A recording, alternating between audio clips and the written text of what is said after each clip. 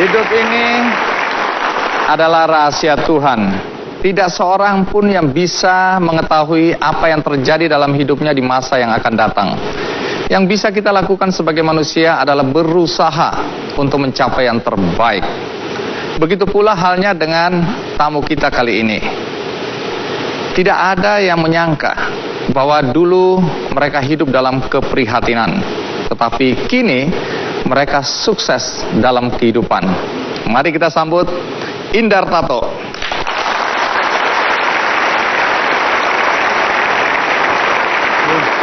Assalamualaikum. Iya, Pak Indar Tato. Iya. Terima kasih sudah mau hadir di acara ini. Silakan duduk. Nama Anda Indar Tato. Pekerjaan orang tua apa? PNS dulu. Pegawai negeri sipil. Ya. Apakah berarti Anda anaknya orang kaya? Bukan. Bukan orang kaya. Iya. Anda anak keberapa dari berapa bersaudara? Saya anak pertama dari 8 bersaudara. Waktu kecil apa sebenarnya cita-cita Anda ini? Waktu kecil tidak pernah makan enak, oh. Nggak pernah makan enak? Iya. Tapi punya cita-cita? Punya. Apa cita-cita Anda? Cita-citanya semoga kalau besar saya bisa makan enak, hidup saya tidak seperti orang tua saya. Oke. Yang serba kekurangan waktu itu. Untuk bisa makan enak yang tergambarkan jadi apa waktu itu? Jadi sopir satu-satunya. Jadi supir? Iya.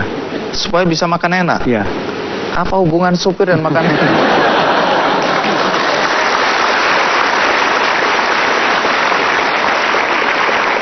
Nanti kita usut ya. Anak kecil pengen makan enak, jadi supir. Iya.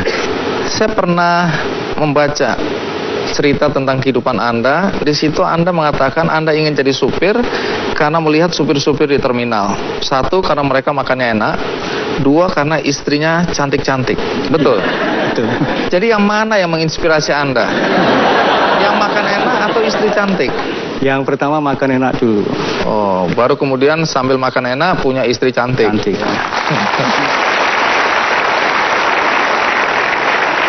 Akhirnya cita-cita Anda jadi supir tercapai? Tercapai. Tercapai. Sukses berarti ya. Berapa lama Anda jadi supir? 2 tahun setengah. 2 tahun setengah, iya.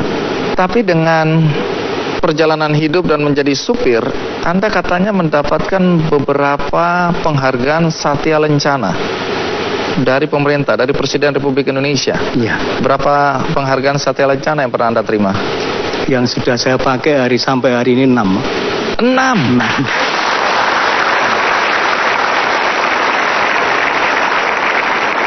Baik, sebelum kita lanjutkan, ada baiknya kita lihat dulu liputan berikut ini. Akhirnya jadi supir, tapi gengsi juga, supirnya Pak Bupati. Wah, keren itu. Iya. Nah, tapi sebelum jadi supirnya Pak Bupati dan sempat sekolah kalau saya lihat itu ya, melanjutkan sekolah ya. Nah, sebelum sampai ke sana, seberapa susahnya sih atau seberapa prihatinnya hidup Anda ketika masih kanak-kanak dulu? Jadi gini, waktu saya kecil Bang Andi, itu tidak pernah makan nasi putih, artinya beras. Makannya adalah dari singkong, yaitu kalau di Pacitan namanya tiwul. Tiwul. Ya. Jadi makan saya itu lah, kalau saya punya tetangga saya itu kalau hari Minggu Kliwon, harinya Minggu pasarannya Kliwon, itu ada bansaan. Bansaan itu selamatan gitu ya? Iya. Kalau di tempat saya namanya bansaan. Iya. Nah, terus kalau selamatan itu yang diundang adalah anak-anak. Sehingga saya sebelum jam 9 pagi, itu pasti saya dan teman-teman saya berkerumun di sekitar rumah itu. Supaya diundang? Supaya diundang. Waduh, masa Pak. Jadi akhirnya diundang memang? Diundang memang. Makan nasi di situ? Makan nasi. Jadi nasi waktu itu lauknya telur 1 dibagi 8. Itu menurut saya sudah nikmat sekali, karena tidak pernah, ya 1 bulan sekali bisa makan seperti itu. Jadi tiap hari yang Anda pikirkan di mana lagi ada bancaan ya? Jadi nggak bisa konsentrasi sekolah itu ya? Jadi betul. Nasi itu begitu pentingnya dalam hidup Anda, karena Anda selama ini makan tiwul aja ya? Terus bisa makan nasi selain ada bancaan di mana lagi? Atau kalau hari-hari besar agama Islam, misalnya ada Rejepan, nih mau hari raya itu kan. Kalau hari raya pasti saya keliling pada orang-orang yang kaya-kaya, Pak. Karena orang kaya-kaya punya soto. Oh, ini lebih mewah lagi ini ya. Ya, tapi setahun sekali ini. Wah, jadi Anda tahu ini mana yang makanannya paling enak, Anda udah tahu ini ya. Iya. Di kampung Anda situ. Iya. Terus pekerjaan saya yang tidak pernah lupa sampai hari ini, saya pernah ngapusi ibu dan ayah saya. Ngapus itu bohongin. Bohongi ya. Bohongin ayah ibu, apa yang Anda bohongin? Saya pura-pura sakit karena pengen makan enak tadi. Jadi hanya kalau sakit dikasih makan enak. Iya. Dibelikan soto waktu itu. Menarik ini ya. Jadi Anda sebenarnya udah pinter dari kecil ya. Pinter bohong ya. Kayaknya satu kali itu. Oh, satu kali. Tapi saya ingat-ingat, saya malu juga pada orang tua saya. Iya, gara-gara soto ya. Tapi saya dengar Anda juga mencari uang dengan membantu mengangkat bata atau bikin batu bata. Itu gini, Bang. Itu ya makan enak juga. Oh, urusannya selalu makan ini ya. Karena gini, tetangga saya, Iya. itu kalau mau membuat rumah, itu pasti membuat batu bata sendiri. Iya. Nah, pada waktu membuat itu, kalau sudah mau membakar, itu mengundang tetangga-tetangganya. Nah, saya juga ikut ke situ supaya bisa ikut makan. Urusannya batu bata dengan makan enak lagi-lagi apa sih ini? Jadi gini, kalau waktu membantu membakar batu bata, itu yang punya rumah itu kan masih masak. Lah masaknya mesti enak-enak, maksud. Artinya nasinya putih, tidak pakai tiwul, pakai ayam. Oh, karena ini minta bantuan tetangga ya. Iya. Jadi upahnya makan enak tadi. Iya. Dan Anda tahu di situ pasti makan enak. Iya. Anda ini hebat saya lihat ya. Dalam urusan makan tapi. Sekarang ini Anda pekerjaannya apa? Saya setelah pensiun dari PNS, itu kebetulan dipilih jadi bupati. Oh, jadi Anda bupati. Walah, jadi Anda sekarang bupati. Iya. Dulu supirnya bupati. Iya. Supir bupati jadi bupati. Nah, ini menarik ya. Tapi sebelum kita lanjutkan, kita rehat sejenak. Ikuti terus Ki Candy.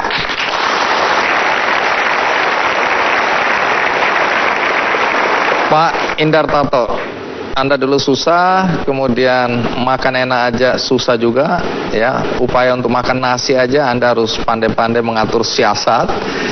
Kemudian cita-cita Anda mulia sekali jadi supir, dan Anda akhirnya jadi supir bupati. Dan sekarang Anda adalah bupati. Bupati mana? Pacitan, Pacitan, Jawa Timur. Bupati Pacitan bukan cuma satu periode, tapi Anda kembali lagi terpilih jadi 2 periode sekarang ini ya. Iya. Periode yang pertama dari tahun berapa? 2011 Sampai? sampai 2016 ini. Oke. Bulannya Februari nanti. Yang pertama? Iya. Itu. Yang kedua? Yang kedua menanti pelantikan ini. Oh, tinggal dilantik. Sudah Iya. terpilih kembali. Sudah.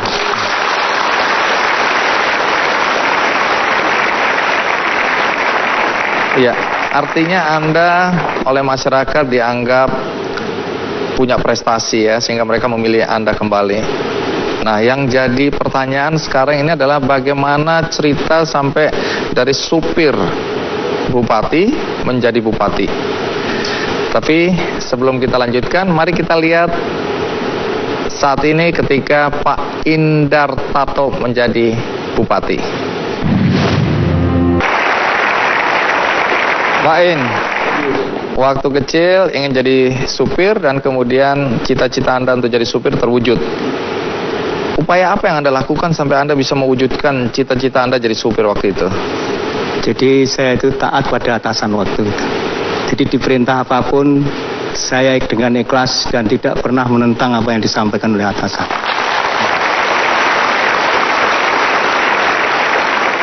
Kan kalau ada anak punya cita-cita jadi supir, kan dia berusaha untuk mencapai itu.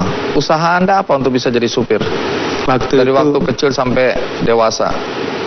Jadi waktu itu saya punya teman yang sudah bisa nyopir dan saya ikut mereka. Dan bahkan bos yang saya ikuti itu sebenarnya ada di sini juga. Siapa bosnya? Boleh berdiri bosnya? Ya, yang punya mobil, tapi beliau tidak tahu kalau saya ikut mobilnya dia karena istilahnya saya tidak digaji, yang penting saya bisa nyopir. Oh, jadi belajar nyopir sambil kerja gitu ya? Atau kerja sambil belajar nyopir? Jadi yang penting saya belajar nyopir, disuruh nyuci mobil itu saya berangkat juga. Karena pengen saya supaya saya bisa nyopir tadi, makan enak tadi. Jadi bos Anda ada sekarang di sini? Ada. Nah, boleh berdiri yang punya mobil dulu. Wah. Baik, terima kasih.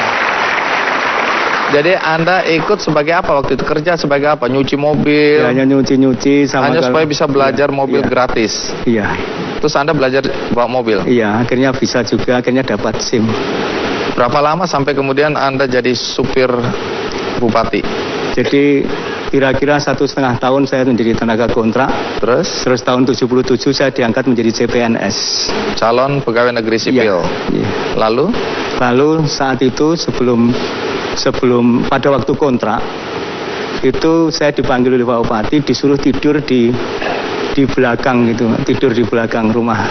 Tadi ada gambarnya ya, di belakang rumah. Ya. Anda suruh tidur situ? Suruh tidur di situ. Kenapa disuruh tidur di situ? Karena setiap hari melayani, disuruh mengantarkan putra-putranya, disuruh kalau ada tamu ikut menjadi pramusaji. Pramusaji itu artinya kalau ada yang ada tamu, Anda yang melayani minumnya, makannya gitu. Iya. Tapi terus kemudian juga kalau siang atau pagi nyupirin anak-anak bupati, mengantarkan putra-putranya. Nah, dari cerita tadi Anda sempat kuliah. Anda kan susah hidupnya, kok bisa kuliah? Siapa yang biayain? Saya nggak percaya ini Anda kuliah ini. Siapa yang biayain? Negara, Pak. Kok bisa? Jadi ceritanya tahun 77 setelah saya diangkat menjadi CPNS, saya matur pada Pak Bupati. Waktu itu beliau pas ke Denpasar, Pak. Saya mengantarkan ke Denpasar. Terus Anda bilang mau sekolah lagi? Iya, saya mau sekolah. Reaksi Pak Bupati apa? Pak Bupati ternyata marah juga pada saya. Terus beliau lanjutannya apa itu? Lanjutannya, tidak, kamu sopir gitu. Jadi Anda dianggap potongannya nggak cocok kalau sekolah lebih tinggi, cocoknya supir ya? Saya dari tadi nganggapnya gitu juga.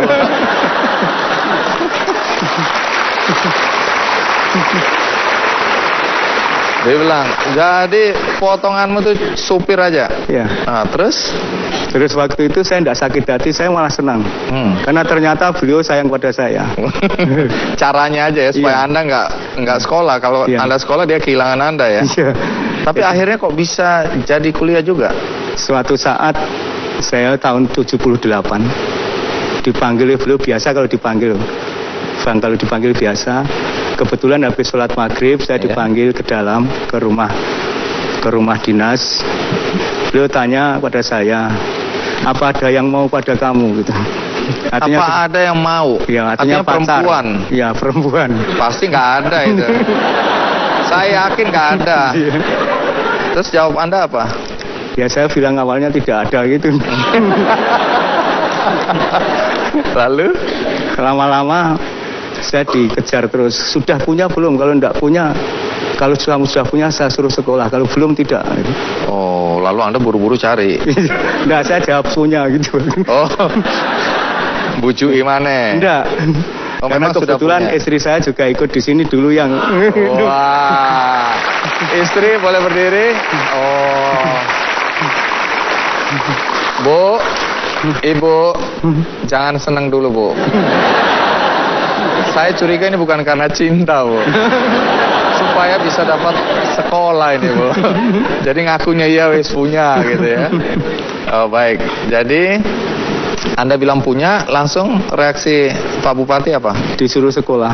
Oh, jadi terus hari itu kalau kamu udah punya pacar baru boleh sekolah. Ya, terus ditanya sekolah. Saya bukan ditanya pada beliau. Iya. Sekolah di mana, Bapak? Kamu pasnya di APDN, Akademi Pemerintahan Dalam Negeri. Untuk supaya bisa jadi camat. Camat. Iya. Tapi saya dengar sekolahnya cuma 1 tahun ya. 3,5 tahun. Oh, 3,5 tahun. Oh, lulus ini ya? Iya. Nah, saya ngetes. Minta maaf, saya ragu. Saya kira Anda gagal lagi.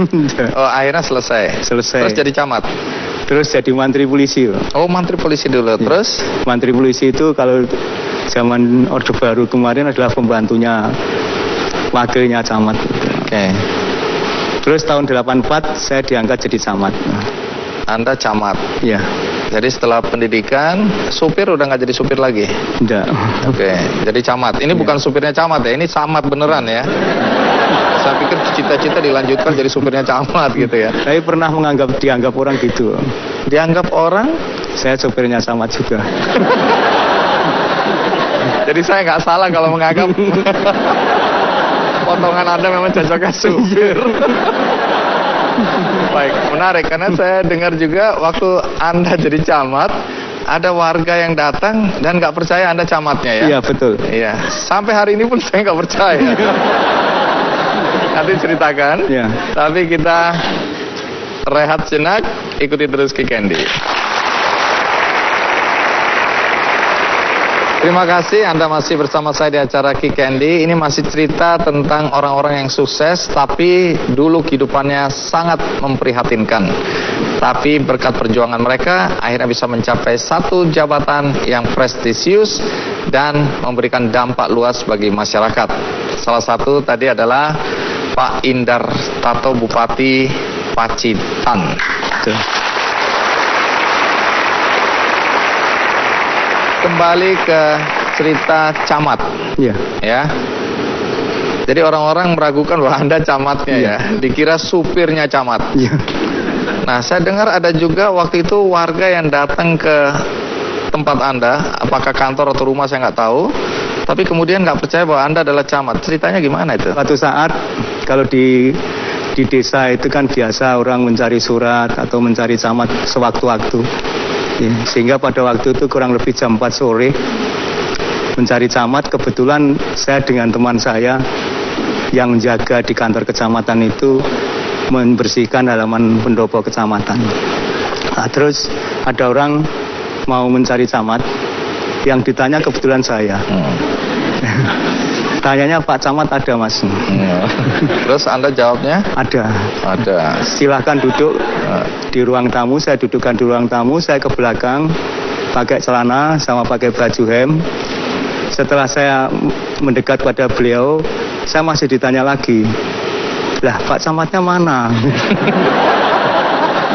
Minta maaf ya, ini kan potongan juga ya. Makanya saya bilang wah saya enggak potongan jadi camat. Akhirnya warga itu percaya. Untuk mempercayakan warga, waktu itu saya sowan pada Pak Kepala Kantor Pendidikan dan Kebudayaan Kecamatan. Kalau sekarang adalah UPT TKSD, Pak, di Dinas Pendidikan. Saya bertemu dengan beliau, mohon arahan, saya mohon bantuan maksud saya. Tolong guru-guru yang pinter-pinter itu tolong dikumpulkan. Setelah dikumpulkan, saya pengen supaya saya ini dikenal oleh rakyat. Satu-satunya hanya satu, yaitu bagaimana lomba RT. Dikenal rakyat, lomba RT. Lomba RT. Yang dikumpulkan 9 guru. 9 guru membuat kriteria sesuai aturan yang ada. Setelah dibuat kriteria, lewat Bapak Ibu guru dan lewat kepala desa disosialisasikan, Pak. Setelah sosialisasi, kita melangkah, tim dari kecamatan turun ke desa adalah melihat setiap RT. Lah, saya kepada teman-teman tim yang memotong pita harus saya dan istri saya. Supaya dikenal. Supaya dikenal bahwa itu adalah camat gitu. Baik, menarik. Tapi Anda banyak belajar dari situ ya, bahwa warga itu perlu mengenal camat dan camat harus dekat dengan warganya ya. Nah, pembelajaran itu yang saya dengar yang membuat Anda kemudian ketika menjadi bupati begitu dekat dengan warga. Tapi jadi bupatinya itu bagaimana itu ya? Itu pasti kecelakaan ya? Iya. Gimana ceritanya kok bisa sampai jadi bupati? Saya sebetulnya tidak mengira, Pak. Saya juga tidak. Tahun 2010 itu bulan Oktober pensiun. Nah, sebelum pensiun, kira-kira bulan Maret, itu beberapa tokoh ke tempat saya. Pak In, kamu magang bupati mau tidak? Saya jawab tidak, Pak. Jadi tegas Anda bilang tidak? Tidak, karena tidak mungkin. Oh, jadi Anda sendiri menganggap tidak mungkin jadi bupati? Bukan saya saja yang menganggap itu ya? Lalu? Tidak mungkin, karena saya harta juga, artinya harta untuk kampanye, untuk dan sebagainya kan mahal ya? Mahal, saya tidak punya. Jadi sesudah warga minta, semua orang minta, kapan persisnya Anda bilang ya udah saya maju? Itu bulan Juli, Pak. Kenapa akhirnya Anda berubah pikiran? Karena gini, begitu banyaknya orang-orang ke tempat saya, terus orang-orang itu dengan ikhlas membawa, punya beras, bawa beras, punya pisang, bawa pisang, punya ketela pohon, bawa ketela pohon, gula, ada yang kaya bawa teh, Pak. Akhirnya Anda bilang, kalau memang sungguhan saya siap, tapi kalau tidak, saya tidak, karena saya malu kalau tidak jadi. Sementara uang Anda sendiri berapa sih? 33 juta, Pak. Berani-beraninya ya. Nekat itu, Pak. Ya, itu uang taspen pensiunan. Waduh. Istri izinkan istri? Awalnya tidak. Oh, terus? Awalnya tidak. Akhirnya dibujuk lagi, dibohongin lagi. Akhirnya lama-lama istri saya mengizinkan juga. Bagi, karena menghargai keinginan masyarakat waktu itu ya. Singkat kata, Anda akhirnya berhasil terpilih periode pertama ini ya. Kemudian terpilih lagi sekarang periode kedua. Iya. Yang jadi pertanyaan, apa sebenarnya tonggak utama yang Anda tancapkan di Kabupaten Pacitan yang membuat perubahan di sana? Apa yang utama ini?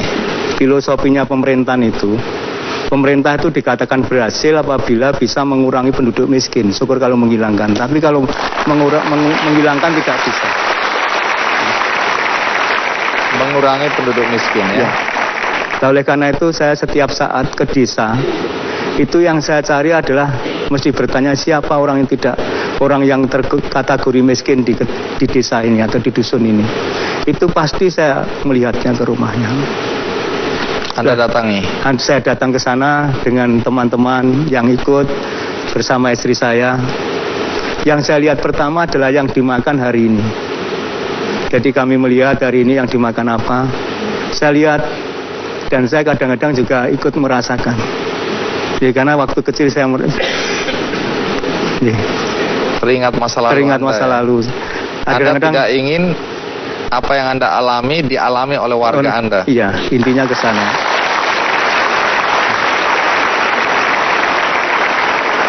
Baik, sebelum kita lanjutkan, kita dengarkan pendapat warga tentang bupatinya. Ini dia cuplikannya.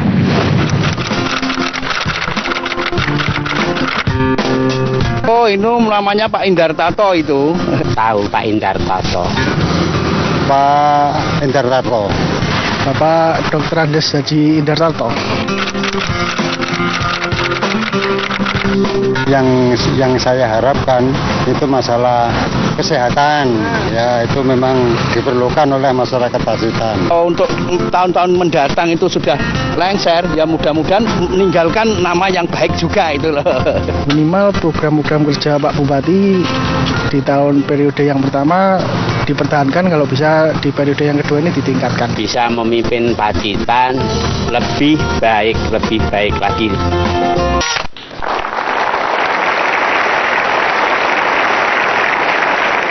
Pak En, tapi kalau boleh tahu, siapa orang yang paling berjasa dalam hidup Anda?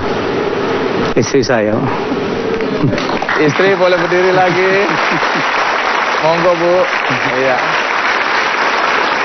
Terima kasih. Jadi istri Anda adalah orang yang paling berjasa dalam hidup Anda. Tapi boleh tahu kenapa?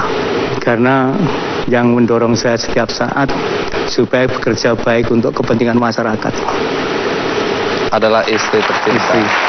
Dan termasuk ibu saya. Apa mimpi yang Anda ingin lakukan atau wujudkan untuk warga Pacitan di periode kedua ini? Ke depan harapan kami Pacitan itu adem ayem, Pak.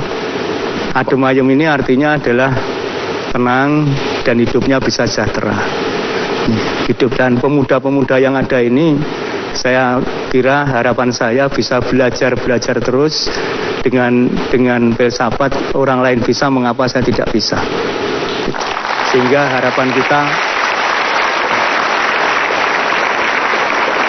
harapan saya dengan kreasi yang dipunyai akan membuat Pacitan lebih baik lagi, yang sekaligus syukur kalau ada yang meniru seperti Bapak SBY menjadi presiden dari Pacitan lagi. Iya. Nah, karena Anda saya lihat punya banyak buku ya. Baik, buku-buku ini akan dibagikan bagi Anda semua yang ada di sini.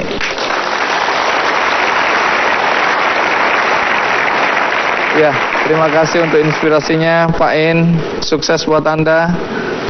Sampai jumpa lagi.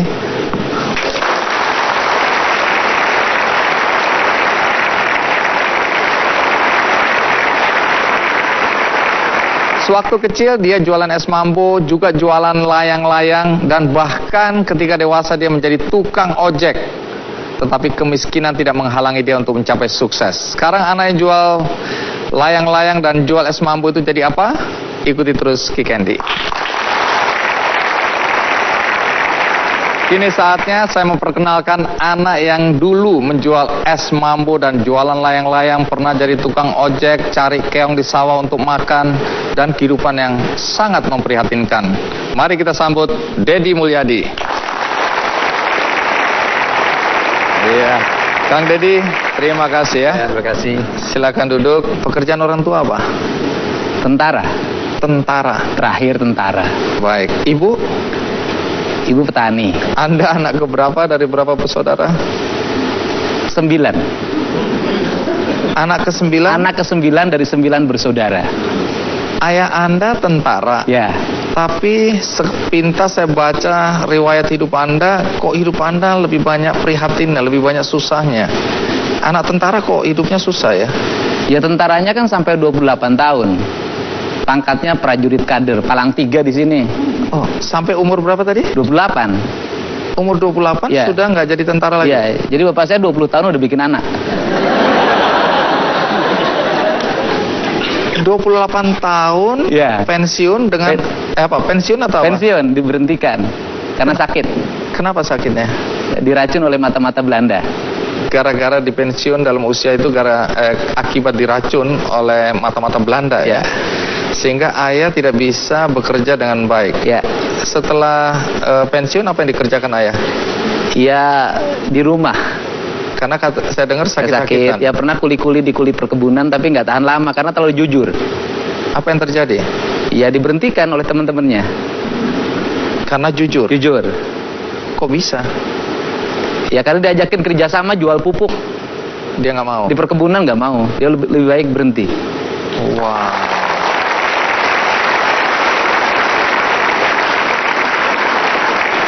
Nah, setelah itu siapa yang mencari nafkah? Iya, dari sawah. Ibu saya yang sering ke sawah. Sebagai apa? Ya, kadang-kadang kulit tandur. Jadi ibu menjadi tulang Kulit tandur, kadang-kadang nyangkul. sebagai tulang punggung Ketemu keluarga. keluarga. Seberapa susahnya sih hidup Anda waktu kecil dulu? Kalau tanggal muda itu baru dapat ikan asin. Kalau sudah mulai tanggal 5 ke sana, garam, dikasih bawang, disimpan di keler. Keler itu apa ya? Tempat itu makanan yang dari beling itu, dari kaca.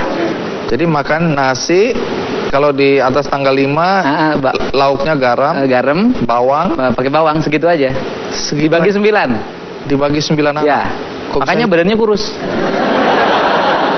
kok bisa hidup Anda ya? Saya juga aneh. Nah, saya dengar untuk menambah lauk Anda cari keong. Ya, kan kalau ini kan kalau malam-malam ibu saya suka ngajakin cari belalang.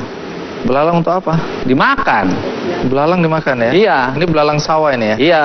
Nah, soal jualan es mambu nanti saya tanyakan. Tapi sampai umur berapa Anda masih harus juga membantu orang tua untuk menambah lauk pauk gitu? Karena saya dengar Anda juga bekerja ya. Ya itu sampai SMA. Sampai SMA. Ya.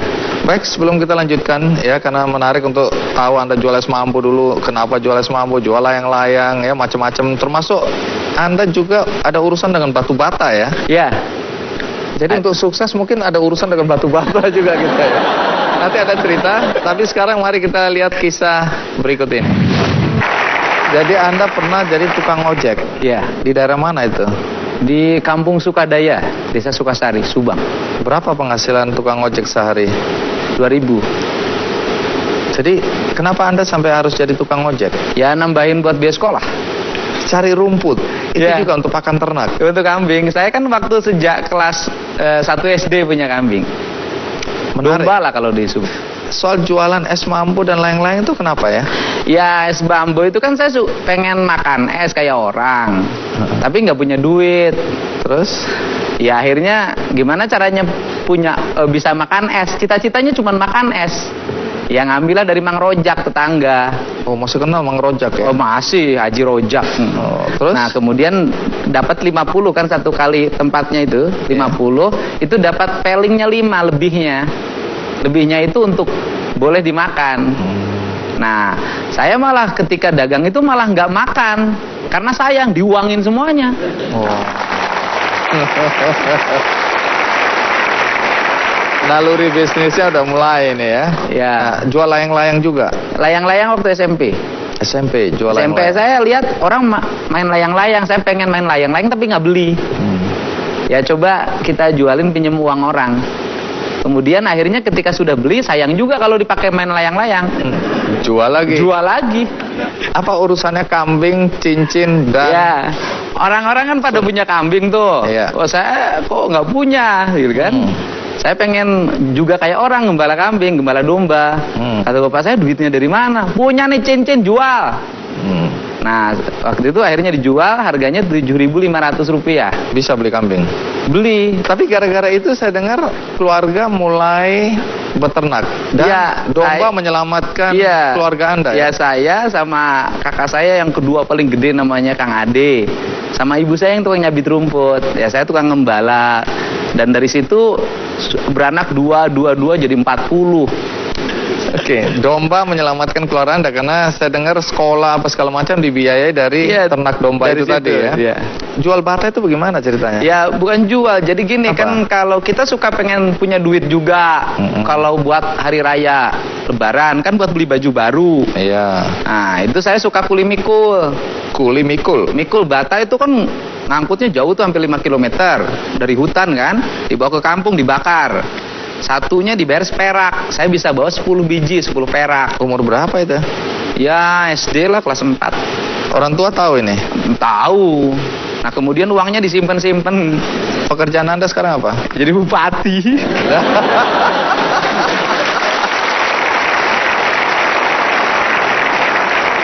Bupati mana? Purwakarta. Bupati Purwakarta. Bukan cuma satu periode juga, tapi ini periode yang kedua. Kedua. Jadi artinya warga menganggap Anda sukses. Boleh tepuk tangan untuk periode kedua. Menarik karena sebenarnya Anda tadi punya cita-cita jadi tentara. Iya. Nah, kenapa gagalnya nanti kita tanya. Tapi ikuti terus cerita di Kick Andy. Menarik karena ayah Anda tentara tapi pensiun dini ya di usia 28 tahun karena sakit-sakitan akibat diracun oleh mata-mata Belanda. Dan akibat diracun itu mulai sakit-sakitan dan tidak bisa menjadi tulang punggung keluarga. Anda hidup dalam keprihatinan. Walaupun ceritanya tadi ketawa-ketawa, tapi pada saat itu pasti nggak ketawa-ketawa itu ya. Ini karena sudah kita lalui, jadi Anda bisa tertawa. Nah, Anda ingin mengikuti jejak ayah menjadi tentara. Iya. Alasannya apa persisnya? Ya karena seneng waktu itu saya seneng banget sama Jenderal TNI M. Yusuf. Pak Yusuf ya. Ya. Jadi saya lihat, wah hebat banget, saya pengen kayak dia gitu. Terus apa yang Anda lakukan? Ya lulus SMA daftar tentara. Daftar kemana? Pertama akabri. Lolos atau tidak? Enggak. Kenapa nggak lolos? Berat badannya kurang, cuma 46 kg. Padahal batas minimal 55. gagal. Gagal lewat. Ini bukan karena kemampuan ini ya. Hah? Ya mungkin agak bodoh juga. Saya nggak bilang gitu loh ya. Walaupun saya senang dengan jawaban itu. Setelah gagal masuk akabri, Daftar lagi. kemana? Secaba, kan turun tuh. Kalau Oh, akabri iya. kan Sesan 2. Ini Iya, Sesan. Sekolah calon bintara. Bintara. Oke, terus Ya gagal lagi. gagal lagi. Iya. Ini karena apa sekarang ini? Iya sama, berat badan kurang. Lah aku udah tahu kurus, kering, kecil gitu, kenapa mau nekat masih? Ya nggak ada pilihan lagi dalam hidup waktu itu. Gagal kedua, Iya. lalu ngapain? Gagal yang kedua ikut UMPTN. Artinya mau kuliah nih. Kuliah ceritanya. Terus? Lulus. Oh lulus, karena nggak ada. Nggak bodoh kan? Enggak. Ya. Walaupun saya nggak tahu nilainya pas-pasan atau tidak. Lolos. Lolos. Masuk di mana waktu itu? 4. Jurusan? Fakultas Hukum. Ini kan anak miskin ya, minta maaf ya. Nah. Dari mana biaya kuliahnya? Ya itu nggak jadi. Maksudnya? Yang nggak diambil. Oh lulus tapi nggak dilanjutkan? Ya nggak, bukan dilanjutkan, diambil aja Oh enggak. diambil aja enggak? Jadi lulus tapi nggak masuk? Iya nggak daftar ulang. Oh terus jadi? Cuman lihat di koran ada namanya, ya sudah lah. Karena apa? Nggak punya duit. Oh alah, jadi dugaan saya benar ya? Benar sekali. Ya. Lalu ngapain? Ya waktu habis itu pergi ke Purwakarta. Untuk? Ya daripada di rumah bengong, bingung, ikut sama kakak saya. Kakak ini orang kaya? Oh repot. Apa? Kaya dan repot apa? Iya dia di asalnya kerja di PDAM, kepala bagian. Iya. Tapi nasibnya jelek, jadi tukang jaga genset diturunin. Terus Anda tumpangi? Iya ditumpangin. Semakin susah dong Iya itu. rumahnya ngontrak. Mau roboh gini aja rumah itu. Lah kok Anda nggak kasihan? Ya sekalian lah biar belangsaknya bareng. Tapi dari cerita itu akhirnya Anda kuliah ya? Ya di situ saya itu kakak saya itu penghasilannya 10.000 per bulan, sisa gaji potongan bank. Jadi tuh kalau belanja di sekaligusin, beli ikan asin, beli gudeg itu gudeg dikasih dagingnya bukan dagingnya, tapi tulangnya, itu bertahan 2 minggu. Angetin lagi, makan lagi, angetin makan lagi. Nah dari saya nggak dikasih tempat tidur karena cuma 1 dia punya. Tidur di mana? Di lantai, nggak pakai bantal, nggak pakai apa-apa. Bertahan berapa lama? Setahun. Yang jadi tukang ojek waktu itu ini, masa-masa ini? Bukan waktu SMA. Oh, ini Udah sudah... lewat. Udah lulus SMA. Oh, ini sudah lulus ya? Tidur. Jadi kalau akibat tidur itu mungkin karena dingin dan lapar tiap malam tuh bangun. Terus? Ya sholat. Oh, ada positifnya. Ada positifnya. Jadi belangsak itu memang membuat kita ingat terus sama Ingat Allah. Tuhan. Bukan berarti sekarang nggak ingat Oh loh ya? ingat perlu pasti, kalau sekarang lebih ingat lah. Cuman caranya beda. Caranya beda. Akhirnya kan kuliah. Ya kuliah di STH. Duitnya dari mana nih? Ya spekulasi aja. Spekulasi apa? Ya coba-coba, siapa tahu ada duitnya. Akhirnya bagaimana? Ya ikut bisa kuliah. Kenal organisasi. Nah, karena saya dengar waktu kuliah Anda juga jualan ya? Ya. Jualan Jadi, apa? Jualan bala-bala. Bala-bala itu apa? Gorengan. Teman-teman tahu nggak jual bala-bala itu? Tahu. Nggak malu tuh? Ya malu tapi kepaksa. Nggak ada pilihan. Berapa lama jual bala-bala itu? Ya hampir 2 tahun. Itu yang dipakai untuk... Ya modal organisasi, modal kuliah. Terus kemudian juga saya kalau malam suka ngakal-ngakal. Apa? Jadi kalau pergi ke kuliahan jalan kaki. Nah kuliah ini kan banyak karyawan tuh. Nah saya selalu pulangnya jalan kaki sama teman saya namanya Komaruzzaman. Terus? Dan nanti biar jalan karena suka diajakin mampir makan bakso kalau malam.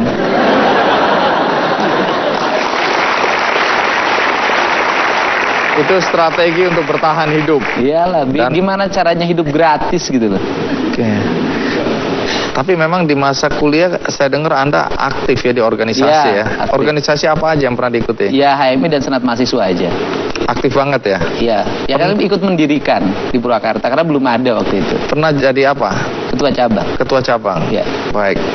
Nah, dilihat dari perjalanan yang berliku-liku, yang jadi pertanyaan kemudian adalah bagaimana Anda kok bisa jadi bupati? Nanti dijawab. Oh iya. Sebelum kita lanjutkan, ada baiknya kita ikuti dulu kisah tentang Deddy Mulyadi yang jadi bupati. Ini dia liputannya. Sejak kecil sampai dewasa hidup dalam keprihatinan membuat Deddy tidak membayangkan bisa menjadi orang nomor 1 di Kabupaten Purwakarta. Pertanyaannya bagaimana sampai dia bisa sukses, apa rahasia suksesnya, dan siapa orang yang paling berjasa dalam hidupnya. Ikuti terus Kick Andy. Kang Deddy, kita lanjutkan. Menarik karena perjalanan hidup Anda tadi mahasiswa, jualan, nggak malu ya, mencari tambahan. Bahkan saya dengar Anda nggak makan 3 hari waktu kuliah dulu. Iya. Nggak mati itu ya. Pengalaman hidup yang tidak mudah. Sekarang yang jadi pertanyaan adalah bagaimana Anda bisa jadi bupati? Bagaimana ceritanya? Ya, berawal dari karir jadi anggota DPRD. Oke. Saya DPRD dimulai dari pedagang beras. Pedagang Ya, beras. saya jualan beras, kemudian punya uang, punya modal. Nyalon anggota DPRD, saya menang. Kemudian saya jadi anggota DPRD jam 5 pagi sudah di kantor. Ngapain? Untuk bikin konsep, bikin pandangan. Waktu itu dominasi saya terhadap pemerintah sangat kuat. Gagasan-gagasan saya. Hampir 3/4 gagasan pemerintah itu dipasok dari DPRD. Karena Anda memang sudah terbiasa berorganisasi ya, aktivis ya. Terbiasa berorganisasi, terbiasa kerja keras, terbiasa buka pandangan. Saya pernah terbiasa di demo, saya pernah di demo 20.000 orang. Saya hadapin. Waktu jadi apa? Anggota DPRD, buruh, masalah buruh. Sampai hari ini teman-teman pendemo itu jadi teman. Sehingga ketika saya jadi bupati, nggak ada lagi yang demo. Tunggu dulu, apa yang membuat Anda tertarik masuk ke jalur politik? Ya, bisa berbuat lebih banyak dalam membuat kebijakan-kebijakan. Mas Andi sekritis apapun kan susah, paling jadi wacana. Kalau bupati bisa langsung action. Oh. Ceritanya begitu. Ceritanya begitu. Oke. Tapi sebelum jadi bupati kan Anda jadi wakil bupati. Iya. Setelah dari Ya dia anggota DPRD, teman saya ngomong, kamu jangan lama-lama di sini. Itu udah 3 tahun. Pusing kita katanya, dengerin kamu tiap hari ngomong kita nggak ngerti. Bikin pandangan umumnya bahasanya terlalu tinggi katanya. Udah pindah dari sini. Pindah kemana? Jadi wakil bupati. Wakil bupati ini kita nggak percaya diri waktu itu ya, karena usia saya baru 30 tahun. Terus kemudian bagaimana Anda kemudian ikut pilkada dan Ya ikut jadi pilkada juga nekat. nekatnya? Ya modalnya cuma 500.000 di dompet. Kok bisa? Saya nekat aja 500.000 di dompet, daftar aja ke KPU. Gimana? Saya dari dulu yakin betul kalau punya niat pasti Allah memberikan jalan. Jadi waktu ikut pilkada sebagai calon bupati, Ya melawan itu bupati tahun berapa? 2008 Hasilnya? menang. Prosentasenya? Hampir 40%. Itu tahun 2008 Ya.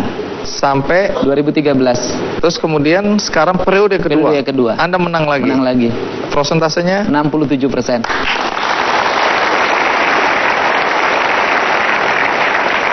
Apakah pernah terpikirkan seorang Deddy kecil untuk menjadi orang nomor 1 di Purwakarta waktu itu? Gak terpikirkan, orang kabupatennya juga beda. Saya pernah pengalaman yang unik. Waktu SMA, saya senang pakai baju putih-putih. Nah, kakek saya kan meninggal. Kemudian saya lewat ke depan orang. Maaf ya, ini bupati mau lewat. Oh, jadi dari Waktu kecil SMA, Anda dibilang kelas 2, gitu? Iya. Bapak saya marah. Ngomong sembarangan aja, bupati mau lewat. Apa katanya gitu. Wah. Tapi ayah Anda sempat lihat Anda jadi bupati? Masih ada. Cuma Sampai nggak ikut di rumah. Wow, Berdua. jadi apa yang dia bilang dulu sekarang ternyata anaknya jadi bupati beneran. Iya, katanya nanti lebih lagi. Amin. Amin, amin, amin. Sekali lagi saya orang yang percaya ya, di balik sukses Anda pasti ada orang-orang hebat, dan itu biasanya perempuan hebat, mungkin orang tua dan istri. Adakah istri ikut di Ada. acara ini, studio? Ada. Bolehkah berdiri yang merasa istri? Iya. Baik. Terima kasih. Anda dianggap sukses ya memimpin Purwakarta. Yang tentu kita ingin tahu apa yang Anda ingin lakukan ketika Anda terpilih menjadi bupati. Bisa cerita apa? Melayani seluruh masyarakat miskin terutama, sehingga saya buat kebijakan itu sekarang pendidikan gratis untuk seluruh rakyat, berobat gratis untuk seluruh rakyat, dijemput pakai ambulan ke rumahnya, diantar ke rumah sakit. Rakyat boleh SMS, boleh telepon dalam setiap saat pada saya ketika ada kesulitan. Sehingga istri saya tahu HP saya hidup 24 jam. Saya kalau tidur bangun, kalau ada SMS, saya jawab. Karena banyak sekali tengah malam rakyat ke rumah sakit, kelas 3-nya akunya penuh direkturnya.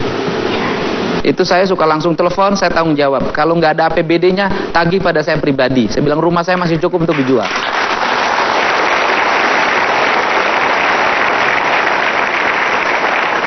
Apa yang membuat Anda bisa menjadi bupati dan kemudian bahkan terpilih untuk kedua kalinya? Iya, istri saya tahu betul persoalan ini. Di hati saya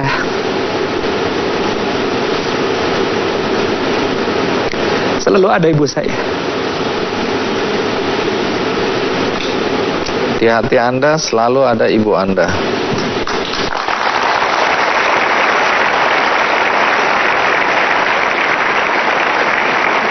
Kenapa Anda menangis? Apa yang teringat? Keikhlasannya. Tidak pernah mengaku sakit, tidak pernah mengaku susah. Dia selalu tersenyum ketika menghadapi kesulitan. Ibu Anda masih ada? Sudah tidak ada. Itu Anda kenang tentang ibu. Iya, dan ketika dia tidak punya daya ingat apapun terhadap sesuatu, saya selalu bercerita dan selalu meminta sesuatu, dan nggak tahu apa yang saya minta selalu terpenuhi oleh Allah. Luar biasa.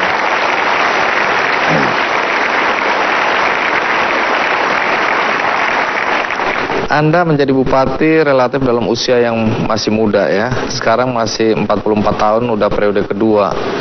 Adakah pesan yang Anda bisa sampaikan kepada generasi muda untuk mengikuti semangat Anda, anak miskin yang kemudian bisa menjadi bupati? Setiap orang punya harapan. Tidak ada kata miskin, tidak ada kata kampung, tidak kata tertinggal. Yang ada adalah kita setara siapapun dengan siapapun.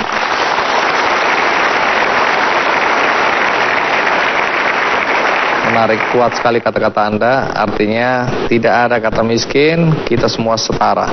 Jadi semangatnya harus sama. Iya. Terima kasih Kang Deddy. Dan Anda juga punya banyak buku, saya lihat ya. Dan ini akan saya bagikan buat Anda semua yang ada di studio.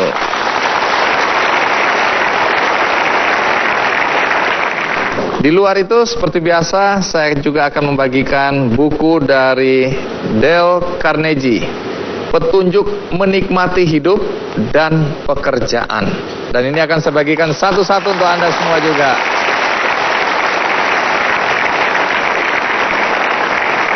Kang Deddy, Ya. sebelum kita akhiri acara ini, ada satu biduan seniman atau seniwati yang akan menutup acara ini, dan dia adalah orang yang istimewa juga, Endah Laras.